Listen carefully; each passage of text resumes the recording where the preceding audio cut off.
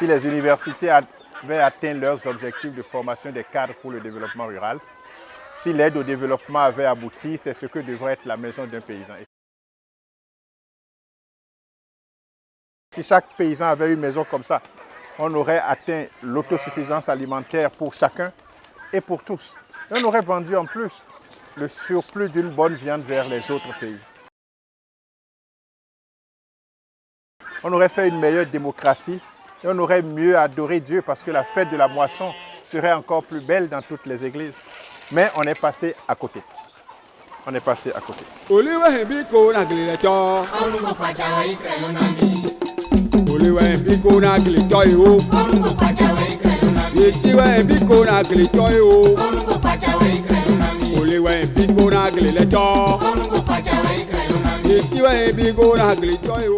On m'appelle Michel Babadjide et les hommes ont eu bien soin de faire de moi un médecin vétérinaire et la nature progressivement est en train de faire de moi un fermier.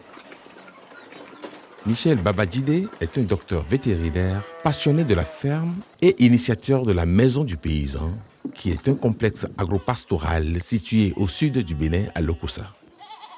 Le docteur Babadjide développe une théorie basée sur l'amélioration de la pratique traditionnelle familiale africaine d'élevage en antipode aux théories occidentales enseignées dans les universités. En Europe, ils ont eu le temps de spécialiser les espèces. Ils sont dans la modernisation, ils sont dans l'industrialisation et c'est logique qu'on fasse cette séparation-là. Mais en Afrique, on n'a jamais séparé les espèces animales. Poulet, pintade, cabri, dindon, porc, toujours dormi dans la même chambre, quelquefois avec l'homme.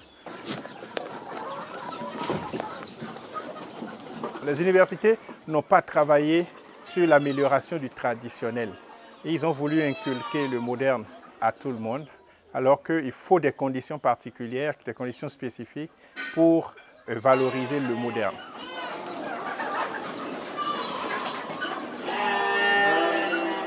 Donc nous ici, à notre arrivée, on a décidé de bousculer un peu les normes académiques et de retrouver, de nous remettre en cause et de chercher d'autres convictions, cette fois-ci à partir de l'environnement local. Et on a mis en place des normes qui sont compatibles à l'élevage familial, à l'élevage paysan, à l'élevage africain. Ici, par exemple, avec 10 poules du village, on peut faire 300 poulets vivants en 6 mois. Et quand la poule s'apprête à couver 10 œufs, on la pousse à pondre 4 à 5 œufs en plus. On appelle le corps qui monte la poule. Et ça fait que la poule peut couver 14 œufs. Et on lui donne les œufs des autres poules. Et elle couve au moins 20 œufs ficés. Et 5 jours après, on fait le mirage et puis on sort les œufs non fécondés. Et quand 2 ou 3 poules font les poussins, on donne tous les poussins à une mère. Et les autres se remettent à pondre 2-3 semaines après. Et avec 10 poules du village, on peut faire 300 poulets vivants en 6 mois. La norme dans les villages, c'est 20 à 30 poulets par an pour le paysan qui a 10 poules. Dans la maison du paysan, plusieurs espèces vivent ensemble dans une synergie parfaite. On y retrouve des pigeons, des poulets, des dindons, des oies, des lapins, des olacodes, etc., etc. Les pigeons ici sont les ventilateurs de la maison du paysan. Quand les pigeons s'envolent, ça permet à nos lapines et à nos chèvres de se reproduire 12 mois sur 12, alors que dans les saisons chaudes, décembre, janvier, février, mars, la reproduction est difficile. Quand les lapins gaspillent de la provende, les poulets ramassent ça sous les cages. Et le gaspillage qu'on pouvait enregistrer n'est plus est transformé en poulet ou en pintade ou en dinde. Quand nous tuons les lapins, nous donnons les intestins aux porcs. Et ça nous a permis, avec de la provende, de faire des porcs massifs, de faire de nos porcs locaux des porcs massifs qui n'ont rien à envier aux porcs importés. On n'a jamais fait le métissage ici. On est parti de 3 porcelets de 5-7 kilos le 1er mai 2006.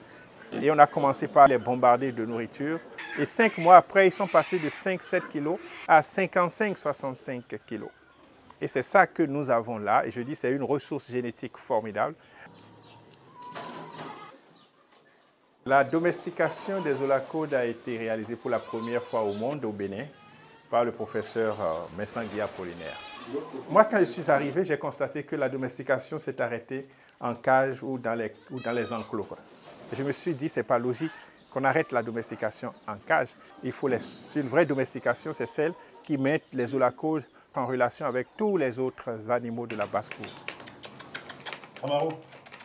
C'est ce qu'on est en train de faire ici. Et aujourd'hui, nous avons des oulacodes qui se reproduisent au sol et qui n'ont plus peur des chiens et des chiens qui n'attaquent pas les oulacodes. Et nous sommes convaincus que si nous sommes parvenus à mettre des ennemis d'une taille pareille ensemble, la paix sur la terre est possible.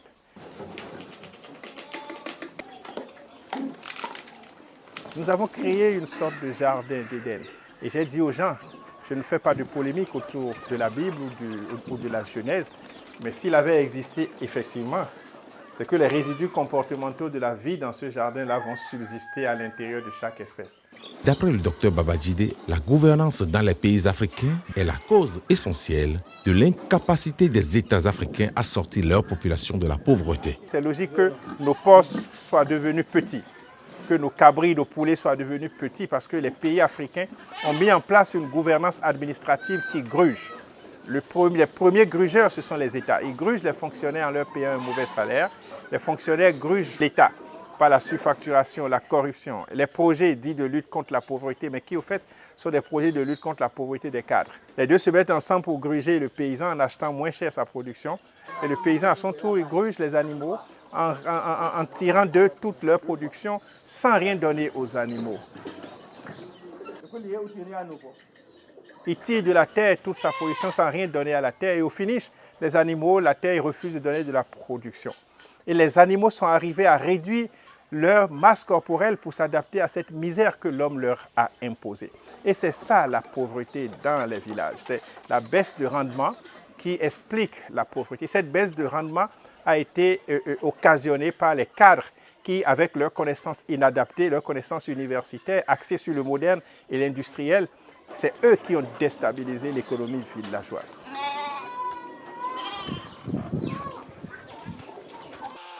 Tout ce qui est matière fécale ici, nous ramassons et nous allons produire des légumes au champ. Des légumes d'un vert formidable, c'est-à-dire sans engrais chimiques. Parce que rien ne se crée, rien ne se perd, tout se transforme. Devant cette réalité de la pauvreté des populations, Dr Babajide et toute son équipe se fixent comme objectif de restaurer l'économie villageoise. Donc la maison du paysan va à la longue devenir un village des paysans. Un village des paysans qui sera une université des paysans où on enseigne les normes qui améliorent le traditionnel et qui améliorent l'économie villageoise.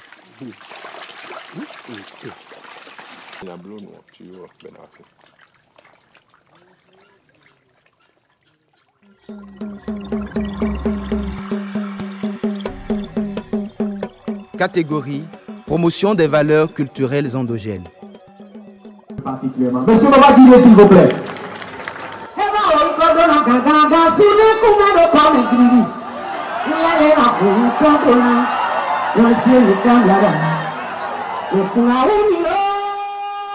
Ce soir, je me sens une fois encore béninois. Béninois parce que des amis, des gens qui se battent aussi dans d'autres domaines, reconnaissent en moi des qualités. Des qualités indéniables nécessaires pour forger une nouvelle conscience de la compétence africaine au service de l'engagement pour le développement du continent.